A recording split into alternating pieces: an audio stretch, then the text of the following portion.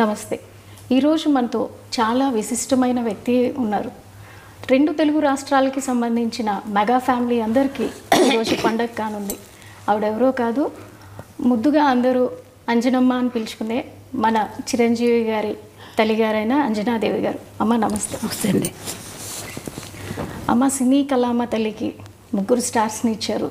అదేవిధంగా 6 మళ్ళీ యువతరాన్ని ఇచ్చారు. సో ఇప్పుడు మనం పవన్ కళ్యాణ్ గారు డిప్యూటీ సీఎంగా బాధ్యతలు తీసుకొని 100 రోజులు గడుస్తూ ఉంది. సో దీని మీద మీ మనోభావాలు చెప్పండి. ఎలా ఫీల్ అవుతున్నారు? ఎంత కష్టపడ్డాడు అంత వాడికి సుఖం వచ్చింది పాపం. ఇప్పుడు అంత కష్టపడాలి కదా, ఇంకా ఎక్కువ కష్టపడాలి. ఇదివరకు అంతా కష్టపడ్డాడు, ఇప్పుడు ఇంకా ఎక్కువ బాధ్యత తీసుకొని బాధ్యత ఎక్కువ అయింది ఇప్పుడు వాడికి. మీ ఇంటి చిన్నోడు రాష్ట్ర ప్రజలందరికీ పెద్దన్న అయ్యాడు. దీన్ని ఎలా భావిస్తున్నారు?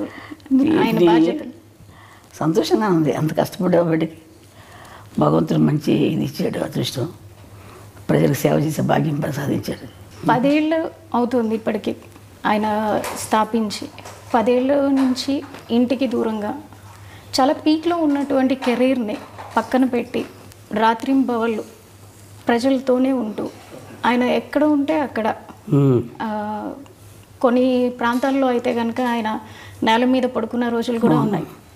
మంచినీళ్ళు దొరకని ప్రాంతాలు అంటే పాడేరు లాంటి ప్రాంతాల్లో కూడా ఆయన తిరిగి ఎప్పుడు పట్టుపరుపుల మీద ఉండే పర్సన్. ఒక్కసారిగా ఆ విధంగా ఉంటాం. అలా చూసినప్పుడు మీకు ఎలా అనిపించింది? బాధగా ఉంటుంది. మరి చెట్లు తిరుగుతున్నానంటే వారికి అవన్నీ ఏం లేదు. ఇంట్లో అయినా సరే ఎక్కడైనా అట్ట పడుకుంటాడు. అలా షూటింగ్ వచ్చేసి అలా ఆ సోఫాల మీద అలా పడుకొని నిద్రపోతాడు. ఇంత కష్టపడ్డానమ్మా అని కూడా చెప్పడు.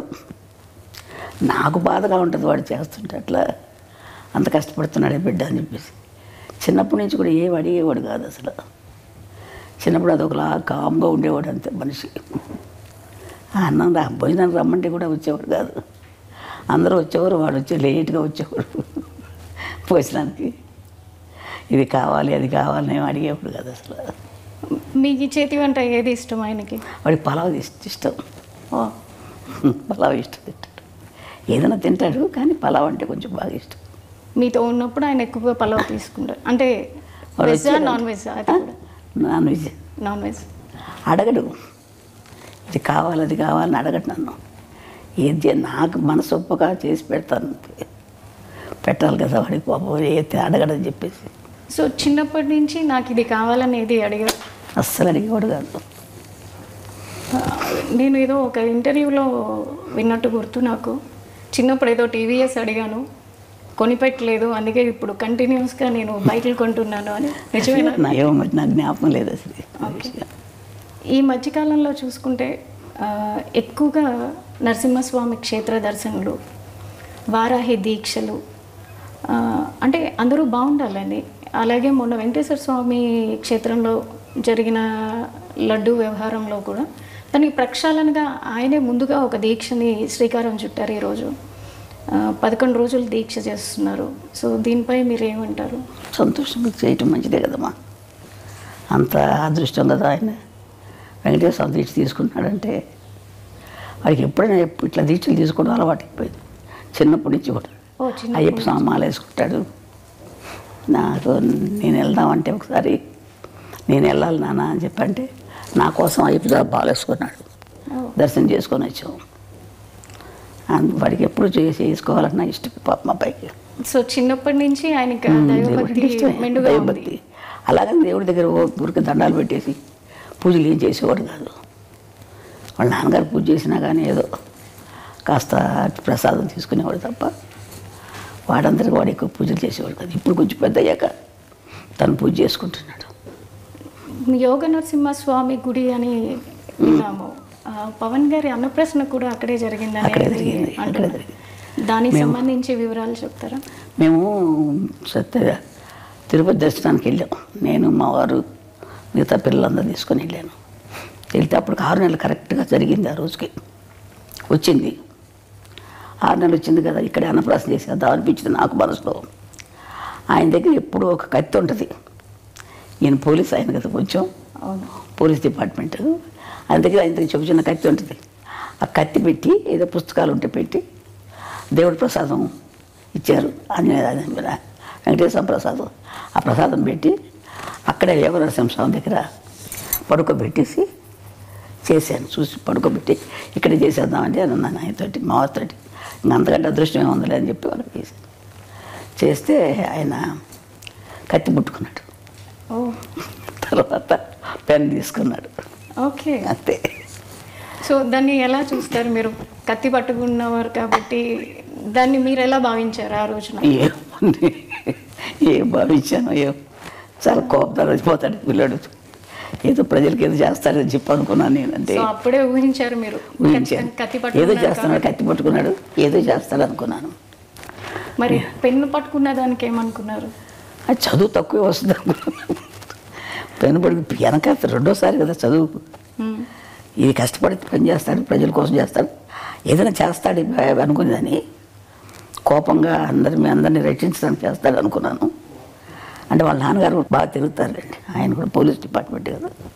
ఆయన బుద్ధులన్నీ ఉన్నాయి ఆయనకి, ఆయన గుణాలే ఉన్నాయి ఈయన కూడా. కొంచెం తిరగటం, కోపం అన్నీ ఉన్నాయి. ఆయన కూడా అట్లా తిరిగేవారు. ఆయన ప్రభావం ఆయన మీద చిన్నప్పటి నుంచి ఉంది. లేదా? చిన్నప్పటి నుంచి వాళ్ళ నాన్నగారితో బాగా ఎక్కువ ఉండేవాడు. అటాచ్మెంట్ ఎక్కువ. లాస్ట్ కదా వాళ్ళ నాన్నగారు లాగా ఉంటాడు, బుద్ధిగా. ఎక్కువ తిండి గురించి కానీ ఎక్కువ మాట్లాడు, మితంగా మాట్లాడతాడు, మితభాషి. అందుకని వాళ్ళ నాన్నకి ఇష్టం ఎక్కువ కంటే ఎక్కువ. అంటే అలాగని వాళ్ళ మీద లేకుండా లేదు. వీడు కొంచెం కామ్గా ఉంటాడు ఇంట్లో కూడా. ఎవరితో ఎక్కువ మాట్లాడేవాడు కాదు. మాట్లాడితే మా చిన్న అమ్మాయి, లాస్ట్ అమ్మాయి కొంచెం దగ్గర, అందుకని దాంతో మాట్లాడేవాడు ఎక్కువ. చిన్నప్పటి నుంచి పవన్ కళ్యాణ్ గారు పుస్తకాలు ఎక్కువగా చదువుతూ ఉండేవాళ్ళ? ఎక్కువ స్కూల్కి వెళ్ళేది ఒక లేదు. కొంచెం ఇంటర్మీడియట్ 10th క్లాస్కి 8th క్లాస్కి వచ్చేటప్పుడు వాళ్ళ అన్నయ్య క్లాస్ మేము లైబ్రరీ ఉంటే బుక్స్ లైబ్రరీ, ఆ బుక్స్ చదువుకుంటూ ఉండేవాడు. ఎక్కువ చదివేవాడు. ఎందుకు ఎక్కడికి వెళ్తే చదువుతున్నానమ్మా అనుకునేవాడు, అనేవాడు అంతే. ఆ తర్వాత పెద్దయ్యాక కూడా అదే బుక్స్ అదే అలవాటు వచ్చేసింది. ఇప్పటికి కూడా పుస్తకాలు ఇంట్లో పెట్టుకొని, చాలా పెద్ద పుస్తకాలు. వాళ్ళ నాన్నగారు కొంచెం చదివేవారు పుస్తకాలు. అవి వాళ్ళ నాన్నయ్య అలవాటు అయిపోయి బాగా అది ఎక్కువ చదువుతూ ఉంటాడు. తర్వాత నాకు తెలియదు ఎన్ని పుస్తకాలు ఉన్నాయి. మొన్న చూస్తే నేను ఇంట్లో ఇన్ని పుస్తకాలు ఉన్నాయి, ఎక్కడ అవన్నీ చదివి అందుకని ఇంత ఇది వచ్చిందా వీడికి ఆలోచన అనుకున్నాను నేను. చిన్నప్పుడే అనుకున్నారా పెద్దయ్యాక ఏమవుతారు అనేది? నేను అంత ఆలోచించలేదమ్మా, ఊహించలేదు. ఇలా అవుతారని అయితే అస్సలు అనుకోలేదమ్మా. నేను ఎవరి గురించి నేనేమో అనుకోను.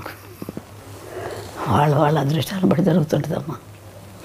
ఇంట్లో ఎక్కువ ఎవరితో అటాచ్మెంట్ ఉంటుంది? చిరంజీవి గారితో. ఆయన చిన్నప్పుడు వాళ్ళ అన్నయ్య బాగా దగ్గర తీసి, ఒక చిన్నపిల్లడు ఎక్కువ ఈ చిన్నవాడు కదా, ఆయన ఎత్తుకొని ఫోటోలు తీసుకోవడం, వాళ్ళ అన్నయ్య తమ్ముడిని చాలా జాగ్రత్త బాగా చూసుకునేవాడు. తమ్ముడు అంటే పెద్ద ఆయన.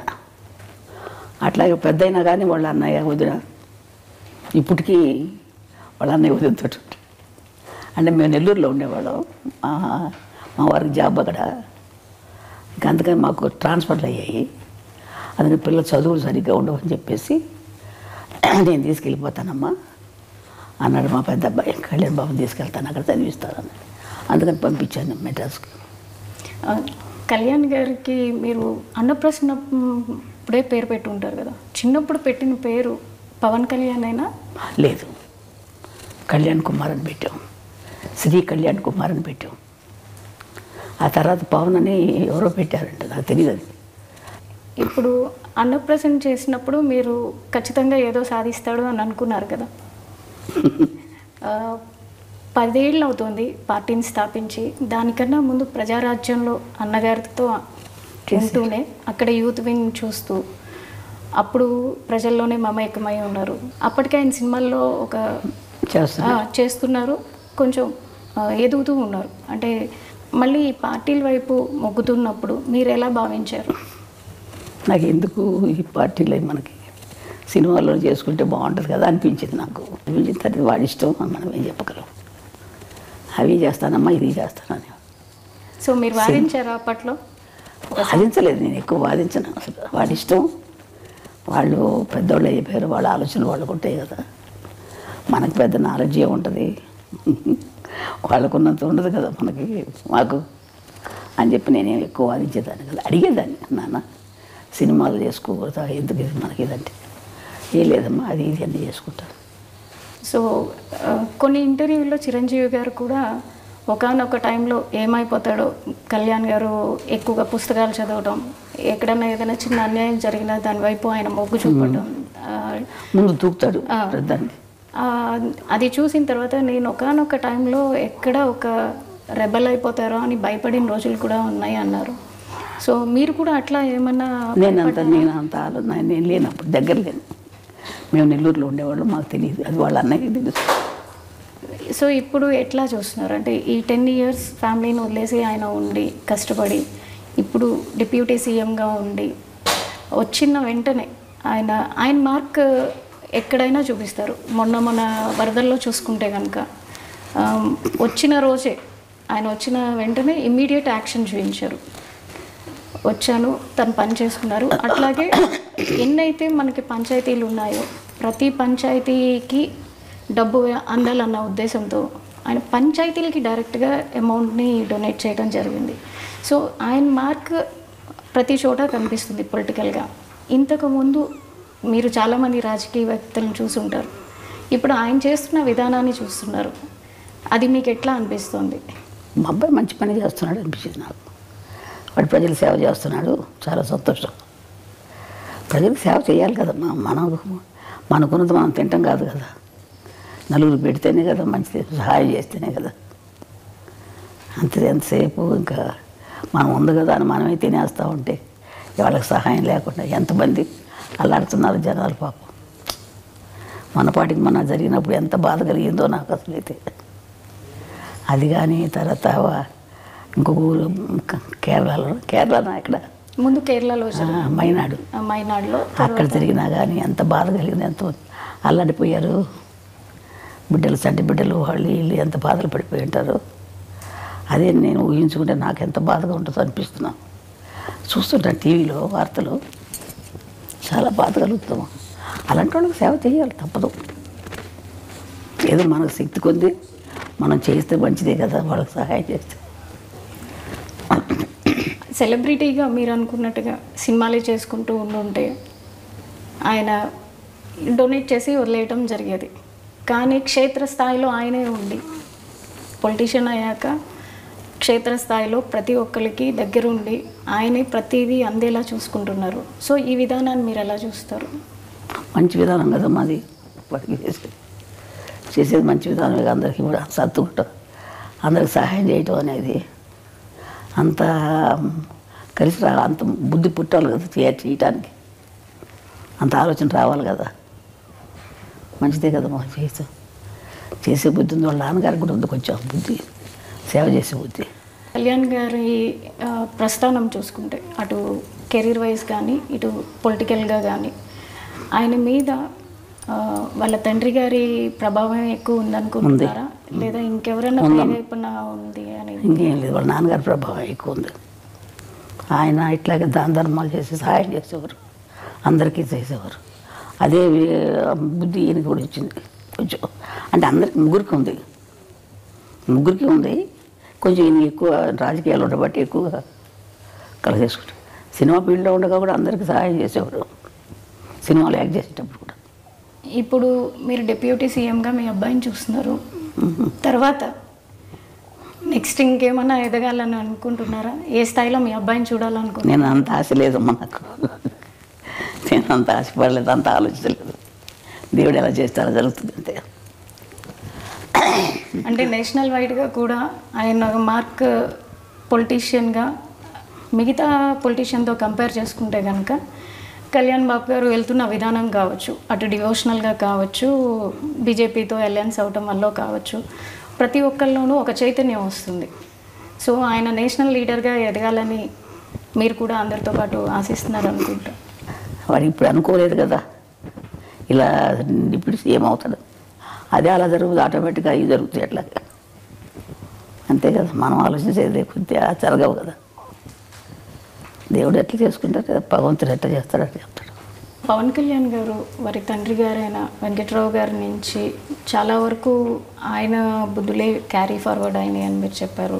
అదేవిధంగా ఆయన వెళ్ళే పద్ధతిలోనే కళ్యాణ్ గారు కూడా ఎక్కువగా వెళ్తూ ఉంటారు. కళ్యాణ్ గారికి చిన్నప్పుడు వారి తండ్రితో ఏ విధమైనటువంటి బాండింగ్ ఉండేది? ఎక్కువ ఆయనతోటి బాగానే ఉండేవాడు. చిన్నప్పుడు కొంచెం పట్టుదల ఎక్కువైంది పిల్లడికి. ఏదైనా సరే నాకు ఇది కావాలంటే కావాలంతే, చెయ్యాలనుకుంటే చేస్తాడు. ఆ పట్టుదల ఉంది. ఒకసారి మా అమ్మగారు ఊరు మా మొగల్తూరు, వెస్ట్ గోదావరి, మొగల్తూరుకి ఆయన నేను తీసుకెళ్తానని చెప్పి ఆయన వెళ్తున్నారు. మా వారు మా అమ్మ వాళ్ళ ఇంటికి వెళ్తుంటే ఈయనకి రమ్మని చెప్పారు. అందరం వెళ్దాం అనుకుంటే ఆ రోజు ఇంకెందుకులే ఇప్పుడు వెళ్తాం అని చెప్పేసి మానుకోవాల్సి వచ్చింది. ఏదో కొంచెం కారణాల వల్ల మానుకున్నా. అంటే కాదు నాన్న, వెళ్ళాల్సిందని చెప్పి పట్టుబట్టాడు. చెప్తుంటే ఈనేవాడు కాదు, మొండికి పట్టుబట్టాడు. చెప్తుంటే ఈనేవాడు కాదు, మొండికి ఎత్తేసేవాడు. చెల్లాలి తప్పదు నాన్న, తీసుకెళ్తాను. వద్దురా నాన్న, తర్వాత వెళ్దాం మనం అంటే ఇన్నే వచ్చి అమ్మ కొట్టారు. కొట్టిన తర్వాత అప్పుడు మానేశాడు. పట్టుదల ఎక్కువ చిన్నప్పటి నుంచి కూడా. ఇది చెయ్యాలంటే చేసేసేవాడు అంతే. మరి మా ఫోన్లే ఎందుకు లేదా నువ్వు ఊరుకోడు. ఇప్పుడు అదే పట్టుదల వచ్చిందాడు. ఏదైనా చేయాలని కూడా చేస్తాడు. అదే పట్టుదల ఇప్పుడు ఈ స్థాయికి ఆయన రావడానికి కారణమవుతుందని మేము కూడా అంతే నమ్ముతున్నాం. ఇప్పుడు చంద్రబాబు నాయుడు గారు జైల్లో ఉన్నప్పుడు కూడా ఆయన ఫ్లైట్లో రానినప్పుడు బై రోడ్ వచ్చారు. బై రోడ్ ఆపినప్పుడు కూడా ఆయన అక్కడే రోడ్డు మీద పడుకున్నప్పుడు చాలా బాధ కలిగిందమ్మా. ఎందుకు ఈ బాధలేని మనకు అనిపించేసింది. రోడ్డు మీద పడుకున్నాడు కదా, అబ్బా చాలా బాధ కలిగింది నాకు. ఎందుకు ఈ బాధలు, రోడ్డు మీద అలా పడుకోవాలా అని అనిపించేది. రాదు కార్లలో ఇచ్చేవాడు కాదు, నడిచి వెళ్ళేవాడు. అవును. కానీ సక్సెస్ చూసాక ఎట్లా అనిపించింది? ఆనందం, సంతోషంగా ఉంటుంది. అవన్నీ వాడి కష్టానికి తగ్గ ఫలితం జరిగింది. భగవంతుడు మంచి ఫలితం ఇచ్చాడు అని చెప్పి అనుకుంటాడు. వాడు కష్టపడ్డాడు, మంచి జీవితం ఇచ్చాడు. వాడిప్పుడు ఇంకా ఎక్కువ కష్టం ఇచ్చాడు. అప్పుడు కంటే ఎక్కువ కష్టం, బాధ్యతే కదా, ఎక్కువ బాధ్యతే కదా. మీరు ఇంకా పవన్ కళ్యాణ్ గారు ఉన్నత శిఖరాలకి వెళ్ళాలని కోరుకుంటున్నారు కదా. ఎవరికైనా ఏ తల్లిదైనా మంచి వృద్ధిలోకి రావాలని ఉంటుంది కదమ్మా. ఏ తల్లిదండ్రులైనా కోరుకుంటారు కదా బిడ్డలు మంచి వృద్ధిలోకి రావాలి. అదేవిధంగా నాకు కూడా ఉంది, బిడ్డలు మంచి వృద్ధిలోకి రావాలి, బాగుండాలని. అదే నేను కూడా కోరుకుంటున్నాను ఆ విధంగానే. సరే అమ్మా, థ్యాంక్ యూ సో మచ్. మీ సమయాన్ని మాకు ఇచ్చి తల్లి పవన్ కళ్యాణ్ గారి గురించి తెలియని విషయాలన్నీ మాకు తెలియజేసినందుకు ధన్యవాదాలు. సరే తల్లి.